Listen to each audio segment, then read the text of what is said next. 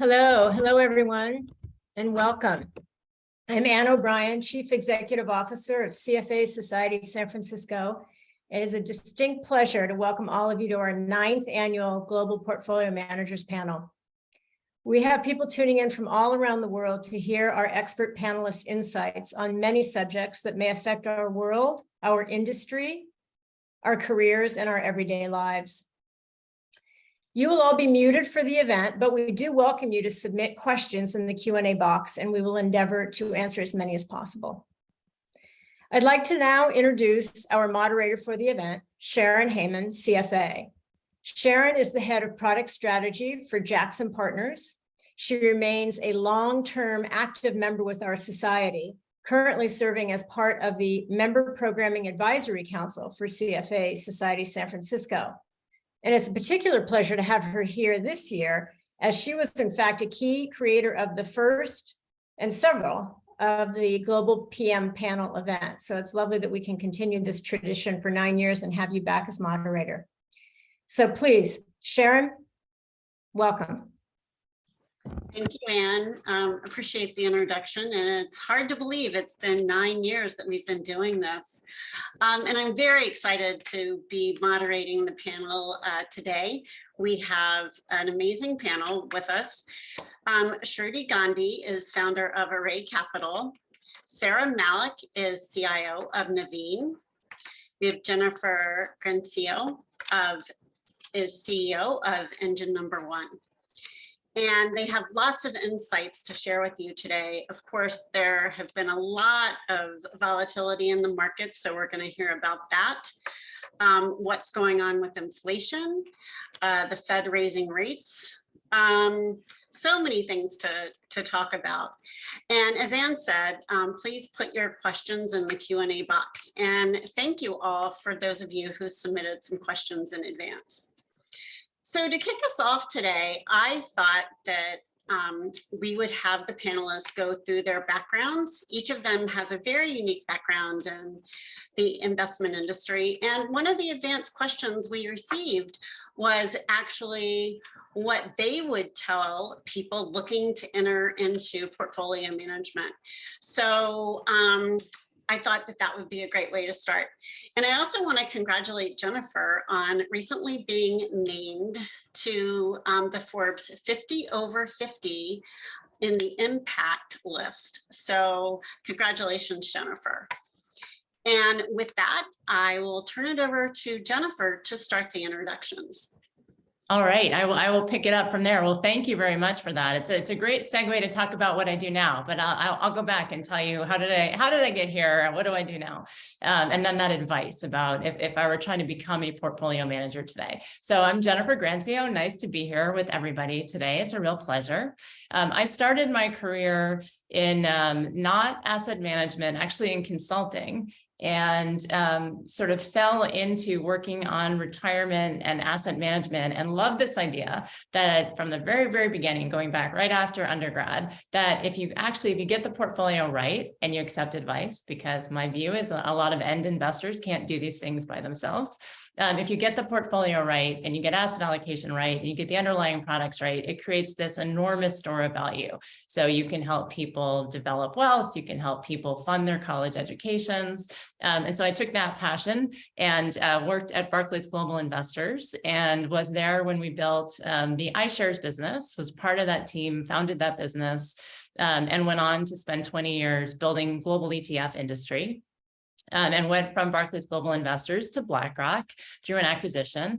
And at BlackRock spent a lot of time on, how do you think about portfolio allocation models and the changing technology about how as investors we're delivering both individual products or exposures, but also the whole experience to advisors. And then how do advisors take these complexities and digest it and explain it to end clients.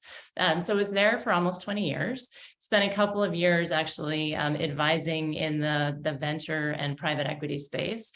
Wanted to get my own point of view before that magical kind of 50th birthday on what else could I build, what else could I change out there in asset management. and met Christopher James, who's the founder of Engine Number One, a couple of years ago. And Chris's background is institutional private investing in hedge funds.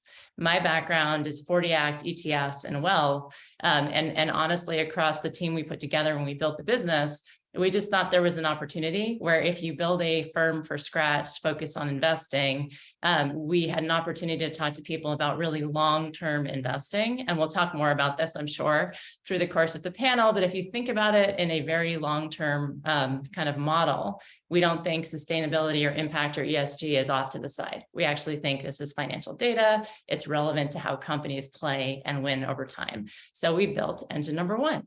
And what advice would I give? Let's see, what advice would I give to somebody that was looking to build a career in portfolio management?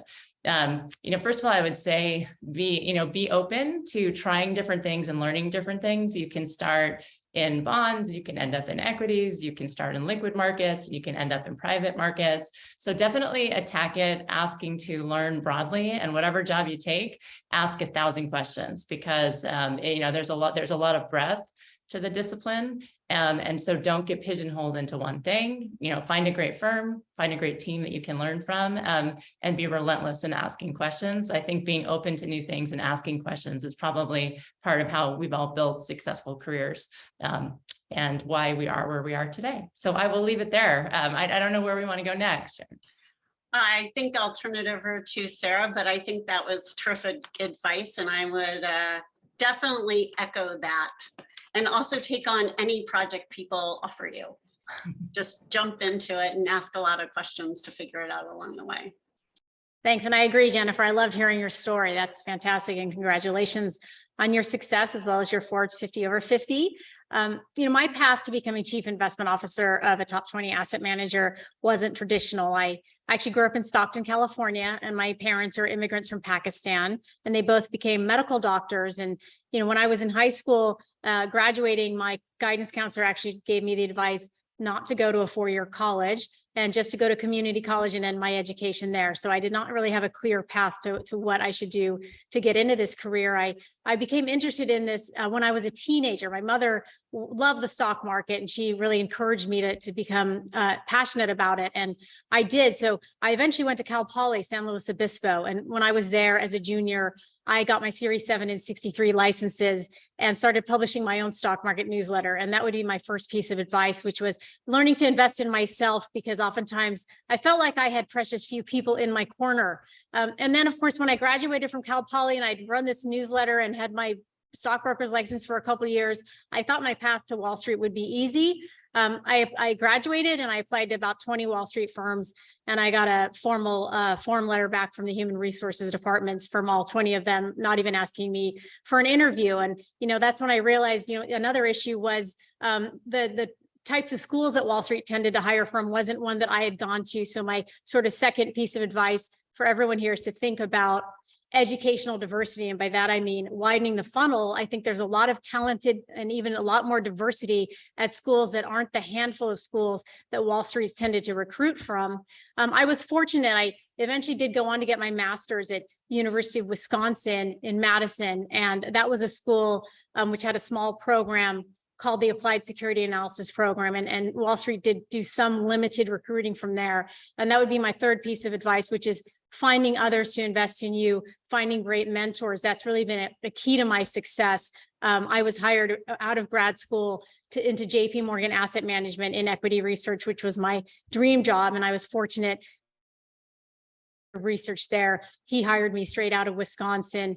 And then I ended up at Nuveen, which is the asset manager of TIA, when I followed Keith's successor, Susan, to Nuveen, where she was director of research here too. And that's my 27-year career has basically been working with the same people who were at JP Morgan and now at Nuveen, as a research analyst and as a portfolio manager. So, I think we have to, like I said, invest in ourselves oftentimes because other people won't, then give back to others by investing in them. And then also thinking about where are we recruiting from? What do our teams look like? Expanding diversity on those teams, also from an educational point of view. That's great. What a great story. And I love that, in investing in yourself and, finding people that you can work with for 27 years. That's fantastic. Shirley, I know you have a unique way that you ended up where you are today, so I'd love to hear that background. Yeah, thank you, Jennifer and Sarah, for sharing this awesome stories. I have a little bit more different perspective than both as well. So my quick background is I'm an immigrant. I moved to the US in '99 and basically had nothing to lean on, not even $1 in my bank account.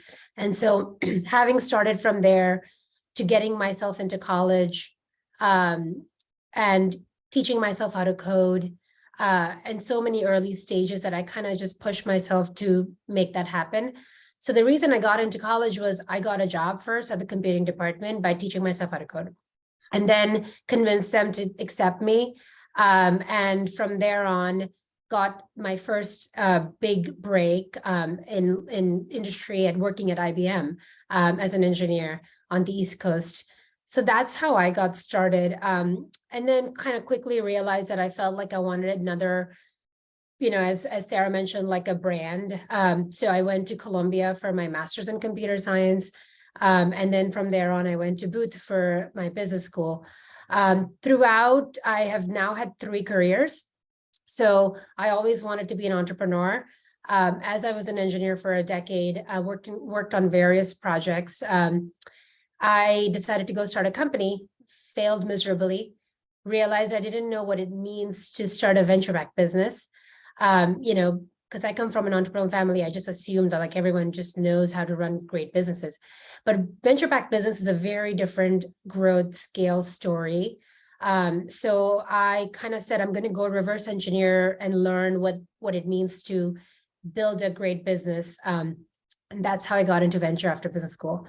I worked at a few firms, and about 7 years ago, started my own firm, Array Ventures. So this is where I am. And Array focuses on enterprise, deep tech, data, AI, machine learning kind of companies. We invest first, like we're the first check in a company, as even sometimes even before they're being incorporated. And the biggest thing I offer is how to get that engineer nerd to kind of build a project to a company, which is what I didn't know. So opening doors for a lot of people to make that happen. Our biggest playbook is getting from that zero, revenue, nothing, to $1 million to 10 million ARR journey. And we've done that successfully, many times for over 80% of our companies. So that's my journey and multiple careers. I think if you're trying to enter into this business today, the 2 things I would tell you to do is to build a brand, get on Twitter, build a followership, have a point of view is a second thing, right? Like have a point of view in the areas you're trying to get into to invest in. So if you want to invest in enterprise, which is what I do, have an opinion, like what is the next Okta or Snowflake or, Twilio going to look like and why? And those are, there's many other things I can tell you, but those are the 2 things I would tell you to get started from. And that's, I don't know where you want to take it from here. Well, thank you. That's great. I know. I just love all these stories, and I think it's a great way to start off the panel. So with that, I think the next topic really has to be, the markets. What is going on? We've had an incredibly volatile year. The Fed's raising rates. There's inflation. We have a war in Ukraine. So many different factors are impacting the markets these days. So I thought, Sarah, you could kind of kick us off with what you're thinking about the market. Where should people be putting their money, asset allocation changes? How is that impacting your business? Sure, happy to. So, I have a purview from publics to privates. We have over $1 trillion in assets under management, and I personally manage a multi-billion-dollar global equity portfolio. So I am sort of living this every day, and it's been very challenging for everybody, not only in society, but also as an investor. I think there's 3 things to focus on going forward in terms of the markets, and that's the Fed. What are they going to do? Earnings for next year, and inflation. Now the Fed, we just heard them again raise interest rates by 75 basis points, and again, there'll be one more rate hike this year, probably to the tune of, 50 basis points. plus or minus. I think, probably not minus, but it could be up to 75 basis points. Our view is that next year we're going to see more Fed rate hikes, definitely most likely through the first half of 2023. Markets have been hoping for a pivot, which would be the Fed moving to cutting rates. We think it's too early for that.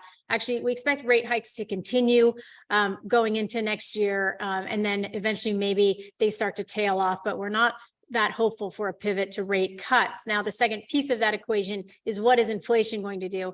Tomorrow morning, we're going to get a very important number, which is CPI, which will tell us a lot about what inflation is doing. And we expect it to remain fairly high, which is what it's been for the past number of months. Reason being that there are some very sticky components to the core piece of CPI, and that is wages, which continue to be quite strong, and also rents, which, while we're seeing some real-time data of rents and shelter prices rolling over, still quite high versus history. Both of those are large components of inflation and reasons why we expect that to remain high. And that's why the Fed will continue to raise interest rates.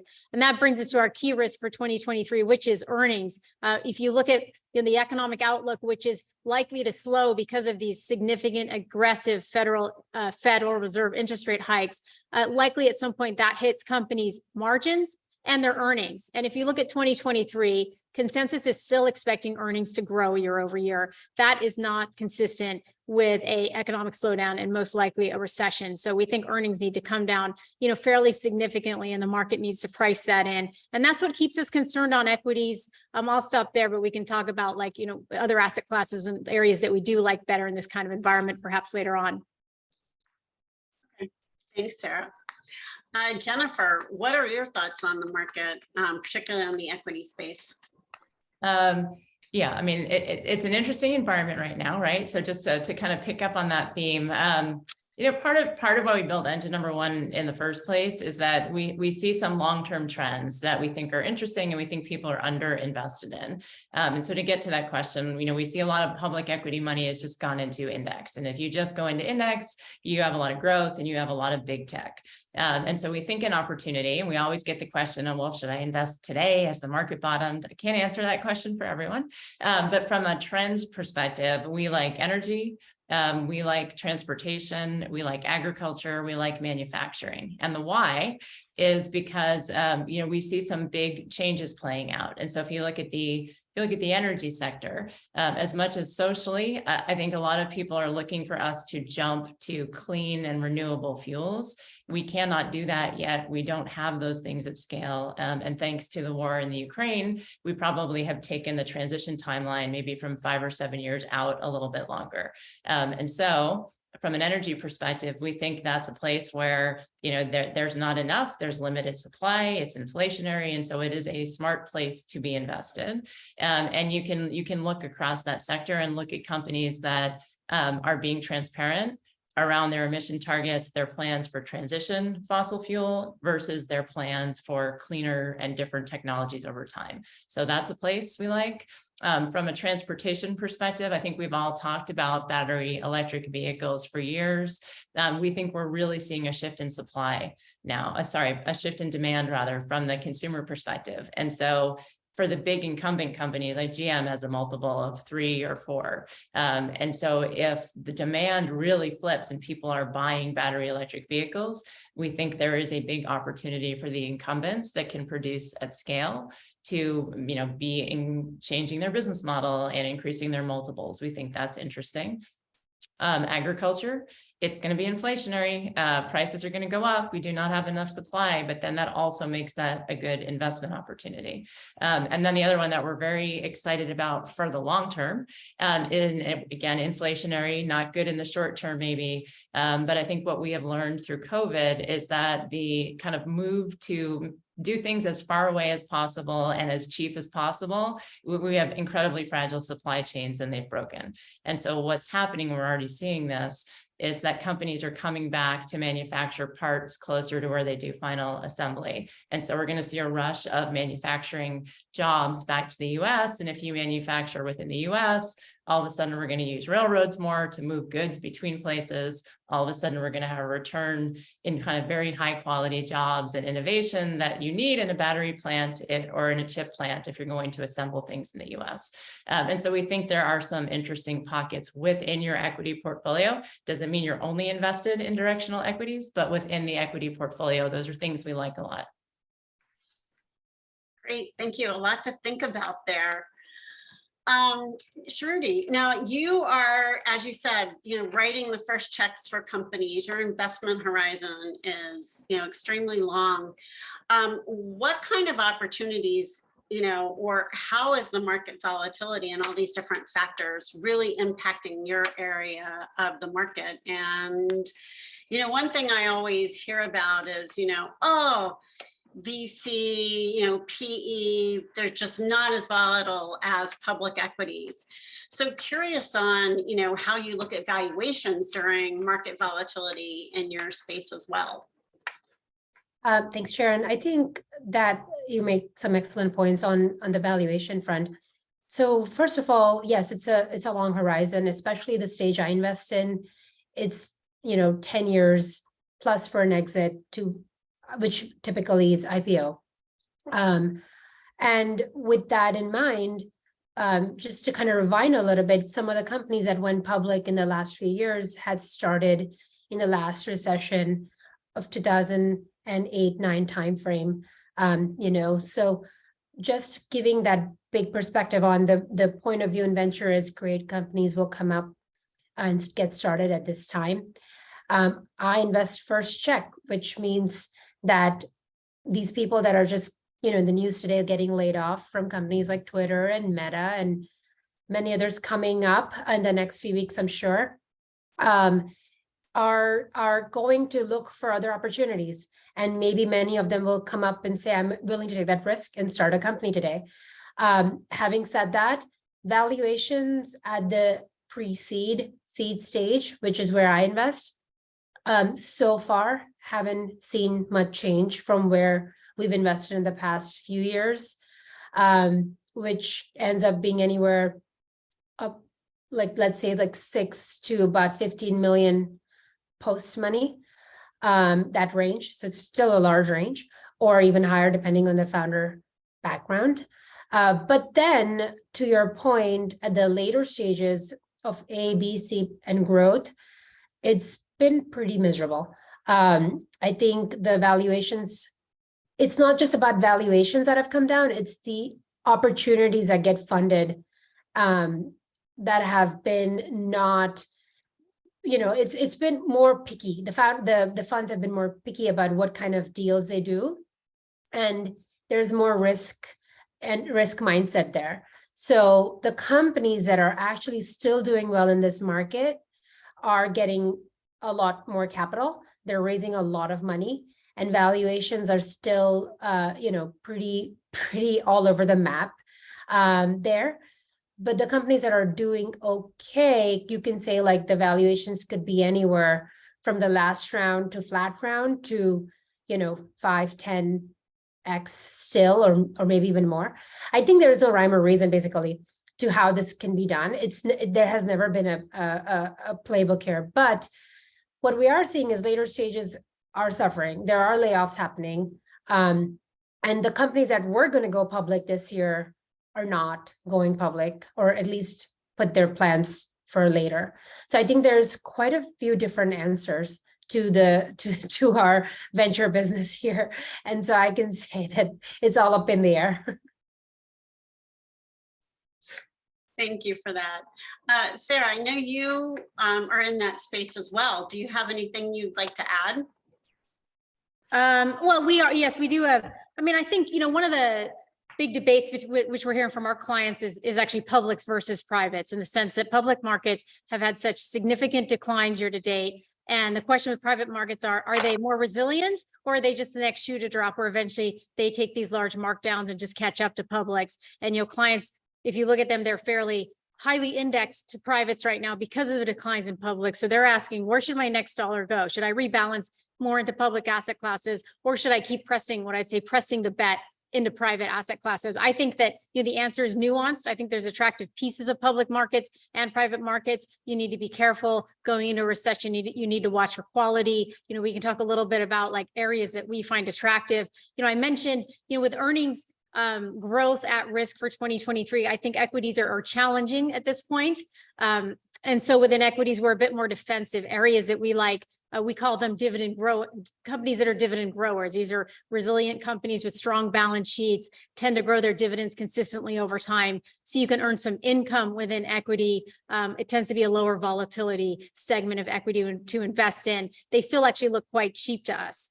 Within other public areas like fixed income, we're again moving up the quality spectrum, looking in segments such as investment grade, which tends to be higher quality, and municipal bonds, which are more reliant on states, which remain quite strong in terms of their revenue base. And then, now Jennifer mentioned outside of publics, I think there still are areas that are quite resilient and will be less affected by markdowns. So Jennifer mentioned farmland. We're one of the largest farmland managers. It's an area we've been very bullish on. It's leveraged to inflation because of food price inflation and the value of farmland. And then other areas, infrastructure we think is quite interesting. It tends to be less opposed to cyclicality than other areas of the market. So again, you can find areas in both, but you have to be careful, I think, at this point because of that risk of private markets sort of catching up to public markets. No, that's definitely helpful. So, and I find it interesting as you're talking to your clients that, they are trying to figure out that PE equity split. So we did have a question from someone that's retired asking what you think a retired person should do in this market and what kind of asset allocation. Sure. Do you want me to take that one on? Sure. That would be Sure. great. And then so happy to get Jennifer's opinion too. Yeah, I mean, it depends obviously on your time horizon. I mean, a couple of things that, I've learned 27 years as an investor is that market timing can be very challenging. So I think someone brought it up earlier. That question we often get is like, should I just sell now and like enter the markets later? I think the issue is, we learned it during the pandemic with a significant decline and quick rebound. Most people do a pretty poor job of timing their way in and out of the market. Of course, that doesn't solve the challenges we face this year. Just the typical portfolio that a client has, which tends to be 60% equity, 40% fixed income, has been highly correlated this year, which is not the normal occurrence. And that's made it very painful for people holding on to assets. So for us, it's about, making sure that our portfolios are positioned to be resilient during a recession. And also, to make sure that we're not holding on to like an opportunity cost of a poor asset class. So, first I'd say, if someone, depending on their time horizon, staying well diversified. I work for a firm with a lot of diversification across asset classes.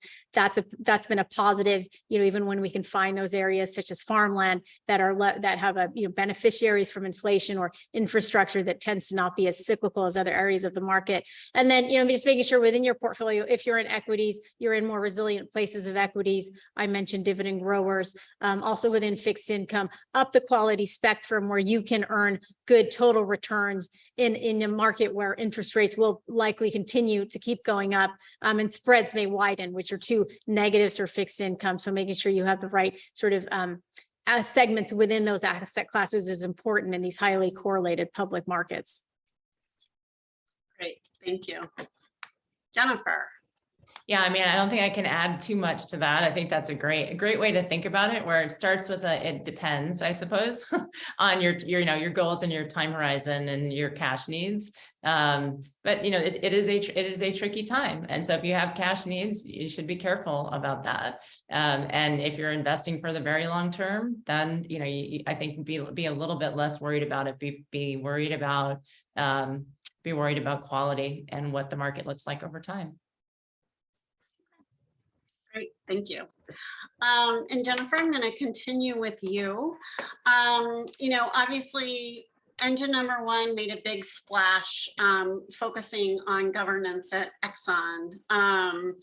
And so just curious how you're really thinking about governance long-term and really pushing companies to transform themselves for the future.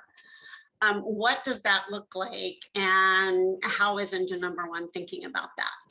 Yeah, thank you. And maybe I'll talk about Exxon just for a second, in case anybody's sort of not familiar with that. And then governance. So from an Exxon perspective, what we did, and it did put us on the map as engine number one, is our thesis, or our kind of our business model was that when you look at these industries and systems that are in transition, you have to look at them over time. And any company that has externalities or has impacts. And so if you're an oil and gas company, you have impacts with your emissions. As a company, you have to understand that, and you have to manage capital allocation and strategy so that in that example, if that's a negative hit to your earnings over time, if you have a negative externality, your business strategy has to include that and cover that negative externality after the cost of capital over time, or you will not have a business. And so that is the definition of sustainable, right? Is you have to be able to create value over time as a public company, or have your best possible strategy to manage towards that objective.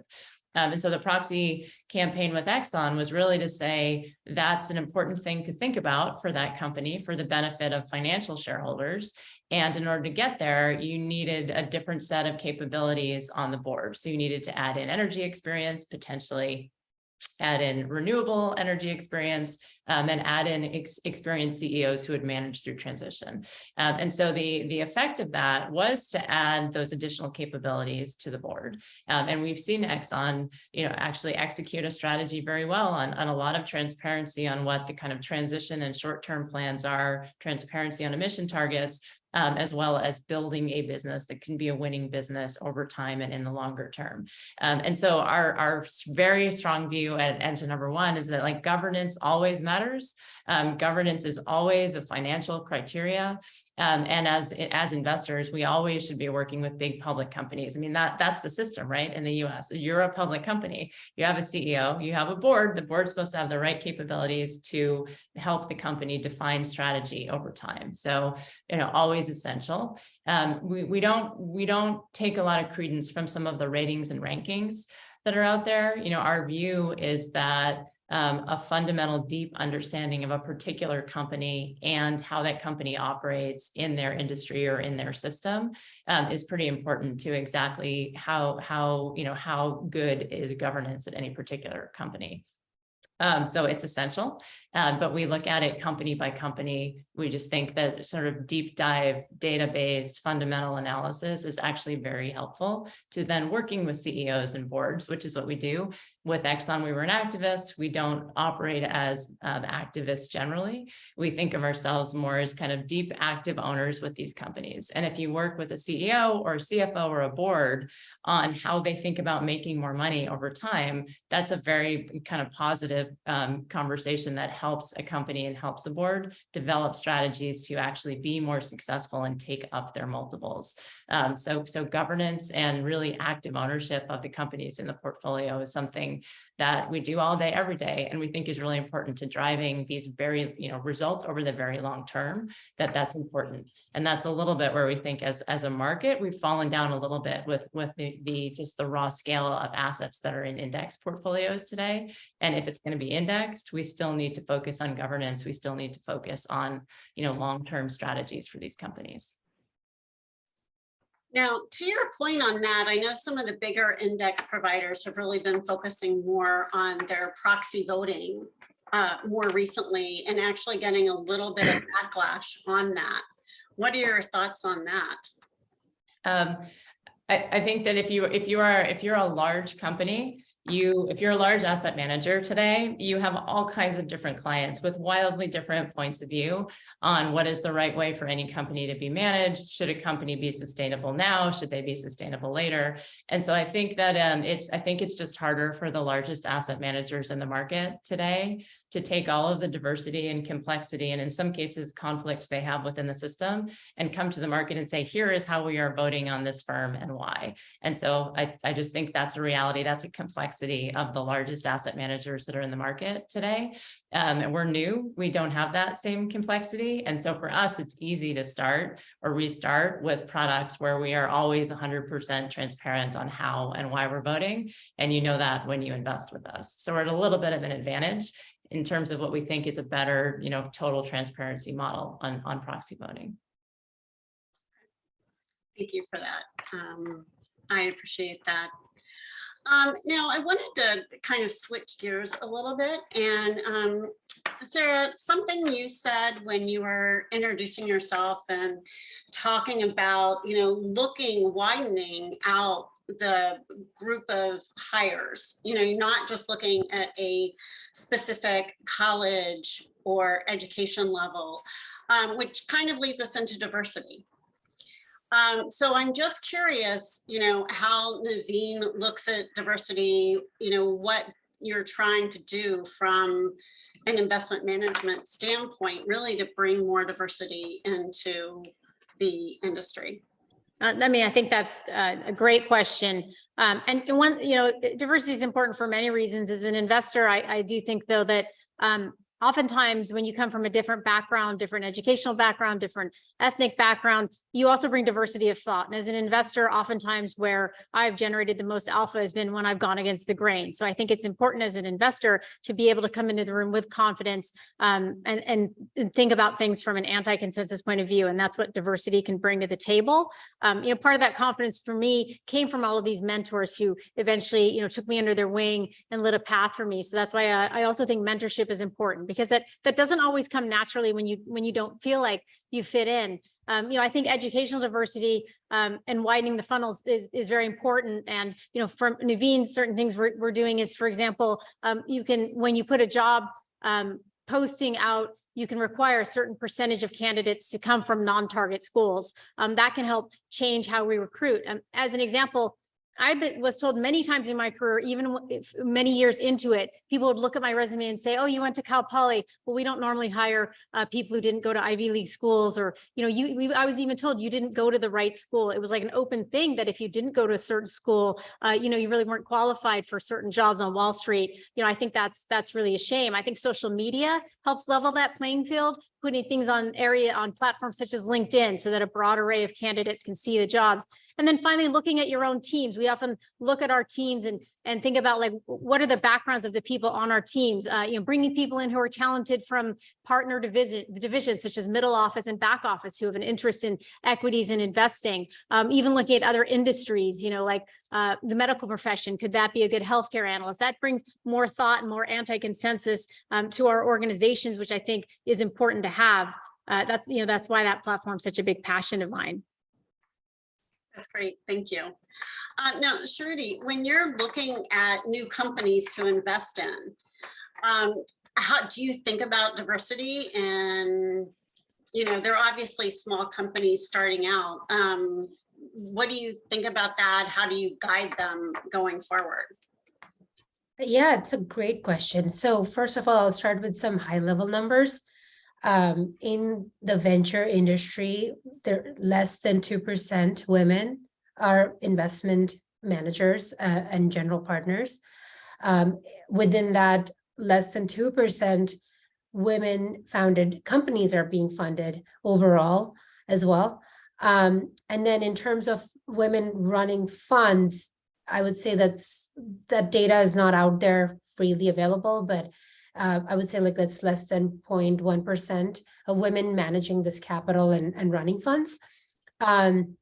So the way I kind of look at it is when you give people like me an opportunity to be in the business, I am not looking at the same lens and patterns that other investors are looking at. So it is also, as Sarah mentioned, in her industry, there is degree that kind of and the university that you go to kind of that matters. And similarly, if you go to Stanford or Harvard, universities like that, I think it's an easier way to fundraise for your startups than maybe like another university that is not producing that many startups.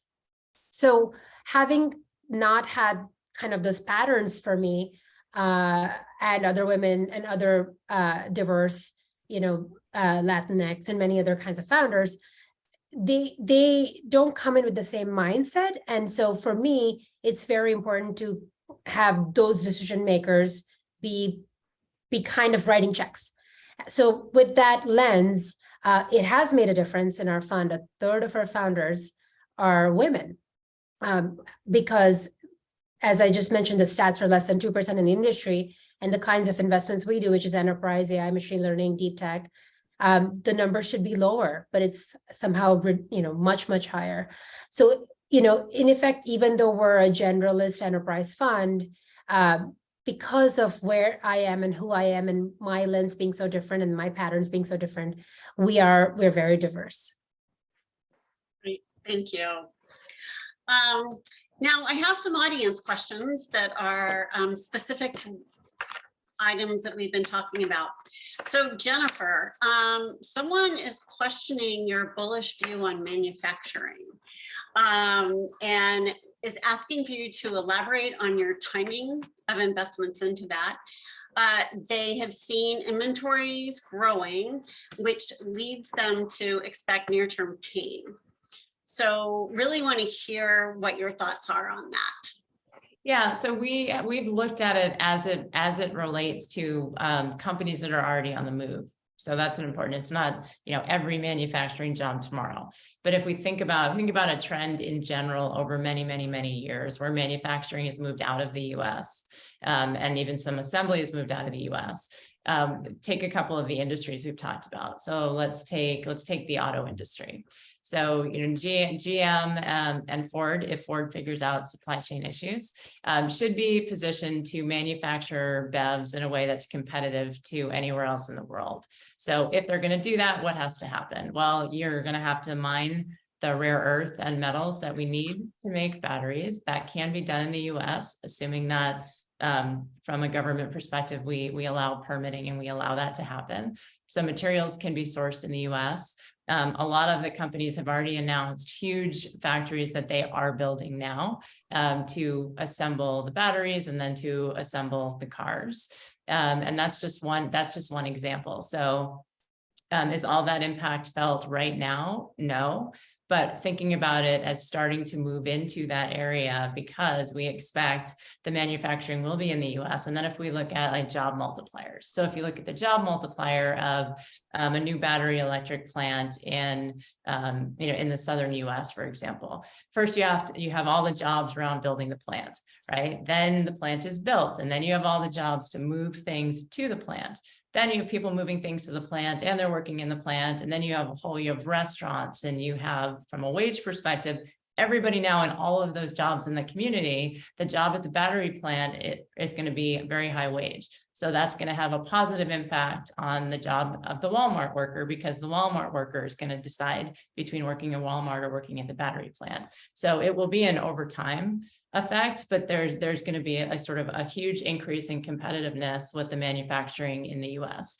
Another question we get sometimes is, isn't this bad for humans? Aren't robots going to build everything? No. But it's going to be great for Rockwell. It's going to be great for technology and automation because there are actually going to be so many high quality jobs that there may not be enough people in Tennessee or Kentucky or Michigan to do them. And so we think it is a hugely positive trend for workers, for the US economy, for US competitiveness in aggregate. But yeah, it's going to play out over time. So, back to Sarah's earlier point, are any of us sure we can time when is the exact right moment to get into something? No, but the trend is starting. And so we would encourage people to start to work it into the portfolio sooner rather than later. Great. Thank you, Jennifer. Sarah, I have a couple follow-up questions for you, and I'm going to try to combine this. So you had mentioned earlier that there are high correlations between equity and fixed income this year. So what asset class or sub-styles in stocks and bonds do you like for hedging diversification in net long equity portfolios over the long run? And you had mentioned dividend growers, but yet you also mentioned the outlook that, earnings are probably going to be lower than forecasts right now and not being fully priced into the market. So taking those things into consideration, what would be your advice? So I think that, starting with dividend growers and earnings, the key for overcoming the earnings growth and margin peak margin issue that we're facing going into 2023 is pricing power. So any company that, we invest in when we're doing our fundamental analysis, do they have pricing power to overcome inflationary costs and continue to generate earnings growth, especially going into a recession where volume growth could slow. I mentioned dividend growers. The second thing, of course, is, so there's a lot of pricing power, but across different areas of dividend growers, of course, but the reason we like dividend growers is because of the quality aspects of their balance sheet. Another thing is, in a rising rate environment, do you have a strong balance sheet? Are you a survivor? Companies that have had the ability to consistently grow their dividends and return cash to shareholders over time tend to be more resilient. And as I mentioned too, the valuations on dividend growers actually look cheap. So oftentimes during defensive markets, people hide in sectors that we call bond proxies, like consumer staples, utilities. They tend to get quite highly valued and they pretty much have low growth rates over time. Those look expensive to us because in the end, you're still just going to get that few percentage point growth from a cereal company or consumer staples company. It's not going to really accelerate over time. I don't want to pay too much for that. That's why we prefer the dividend growers, which look cheap. Across asset classes, to be a long only manager has been very challenging this year because I mentioned the high correlations across basically every public asset class that you can think of, and that's been all negative. So, it's that same theme of quality within fixed income. Investment grade fixed income is higher quality. And when we think about it from a total return point of view, the total returns you can generate on fixed income from here out is, at sometimes 2 times or even more the levels than what we've been able to generate in the past. So it's when you think of the entry point today for certain areas of high quality fixed income, it looks very attractive for us. That's investment grade and municipal bonds. And then within equities, we are staying more defensive in low volatility areas like dividend growers, but thinking about when would we want to look at areas such as value and growth stocks, the NASDAQ is down about 30% year to date. But I think, some of these large cap tech companies are struggling to understand that heavy investments they've made in areas are not going to generate the returns that they have in the past. So I think they still have headwinds. Value stocks, as you go through that recession and come out on the other side, should look actually quite a recovering economy. Great. Thank you for that. Shirley, I have one for you now too. You have intrigued people with the talk of your company and the investments you're making. So someone's asking if they have traditional long only public equity experience, how they could possibly switch over more into the VC market. Do you have any advice? Yeah, I think I started out with that, right? Like build a brand on Twitter or LinkedIn, get into the VC network a little bit, we joke, we call it the VC Twitter. So get into that world and start following people, see what they're saying.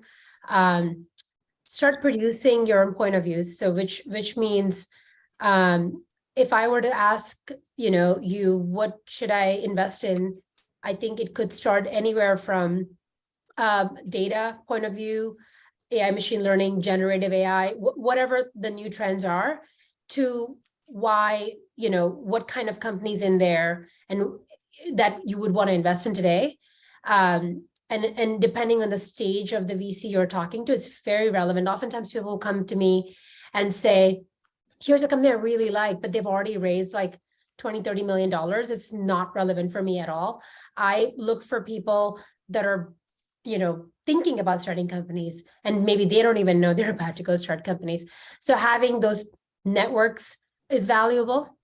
So it could be networks from your jobs, it could be networks from your universities, wherever it might be, but a unique network. And so when you talk to a firm like mine, you can say something like, hey, I think generative AI in video is the next big thing. And here are 3 founders I think we should be tracking because they might go start something in the space because that's their background.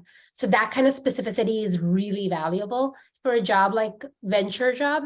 And not just reading like TechCrunch and kind of giving a perspective that everyone else is seeing. So I think that's where I would start if I were looking for a job today.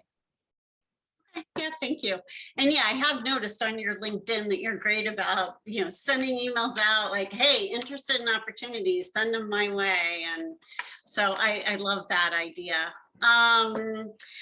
Okay, another question throwing out to the group, and it may be more for Jennifer and Sarah, but what do you think about emerging market countries?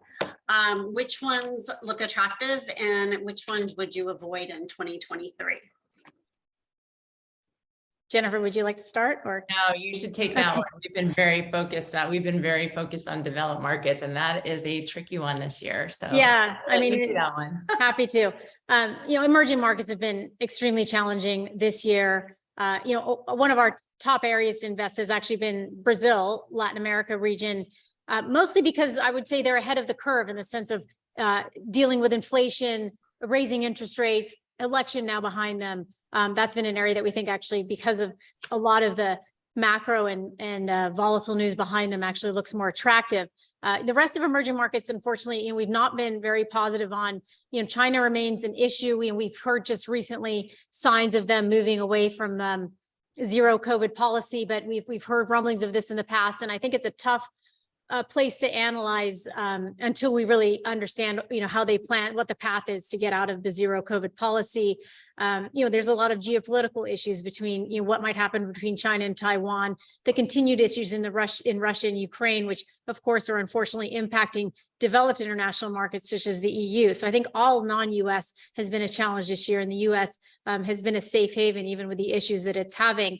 Going forward, I would want to see some of these areas get resolved, because it's challenging as a fundamental investor to analyze these types of macro situations. So, a positive resolution to the Russia-Ukraine war, kind of a more clear path to where China is going, which is the biggest piece of emerging markets, I think would help clear up, those regions and maybe lead to a more positive outcome for Europe. Of course, the global issue still remains the same, though, which is the whole world is battling with high inflation. And I think even as these get resolved, some of these areas may have a harder time battling inflation than the US, because the US does have one benefit, and that is this strong economy that we keep hearing about while inflation is high. Strong jobs markets, earnings have been quite resilient.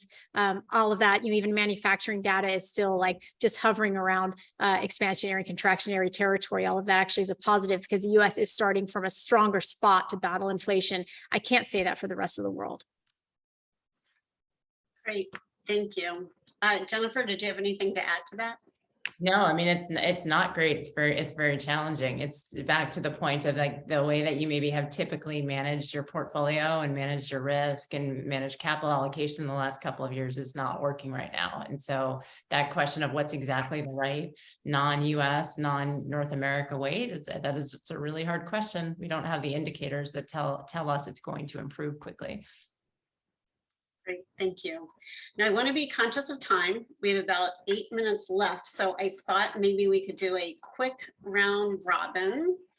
And one, what are the biggest risks you see coming forward? We've talked about some of those. And what keeps you up at night? And I would ask you if you can say it in a matter of a minute or two, really what's your outlook for the market in 2023? I'm happy to start. Well, I have 8 and 6-year-old daughters, and we just got a puppy. So the puppy keeps me up at night, but I'm not sure if that's exactly what you meant.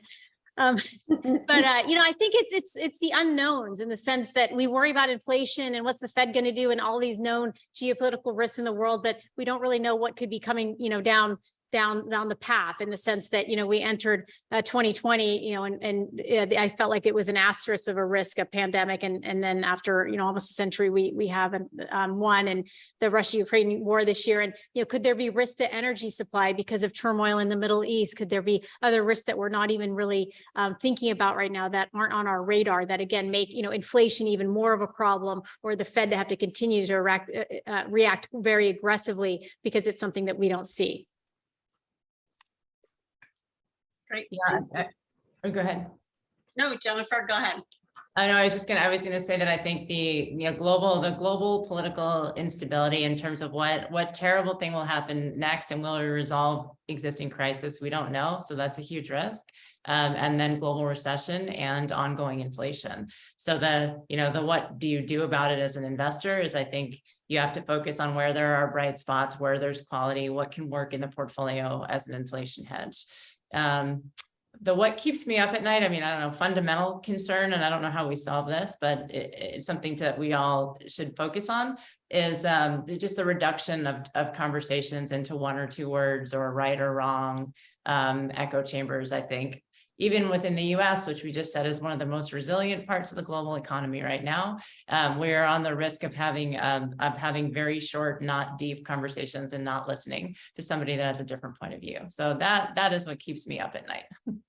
Yeah, and I think the midterms yesterday are a perfect example of everybody voting on sound bites, or a lot of people voting on sound bites, for sure.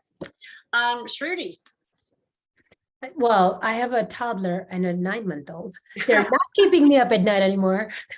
Luckily for a week, maybe. But I think I'm very worried about all the macros that we've been talking about, but the disparity of valuations at the stage I invest in, which is still very high, to the changes at the later stages, and the reconciliation is not happening. Founders still have unrealistic expectations. And there is still like hot categories that are demanding very high valuations at our stage, but then the follow-on rounds are taking a hit. So kind of the mismatch there, and a lot of capital available at our stage to kind of fuel those valuations, is like those kinds of differences keep me up at night. And I'm sure that's tricky when you're actually trying to invest in those companies too, and setting the expectations. Well, I really appreciate all of you being on the panel today. I think this has been a great discussion. So thank you very much. Anne, do you want to close it out? Thank you, Sharon. Thank you, all of you. Sarah, Jennifer, Shruti, and Sharon. It's a terrific conversation. I can't believe how much ground you managed to cover in a short hour, and respond to the questions from the audience as well. We really so appreciate your willingness to engage with CFA Society San Francisco. We bring educational events with experts to our members in the investment community writ large, all over the Bay Area and the world. And it is through participation of investment professionals like you that we're able to really keep a vibrancy to our educational offerings for everybody. So thank you so much. We'll look forward to welcoming you to another CFA Society San Francisco event in the future. Have a fabulous rest of your day. Thank you. Thank you. Thank you.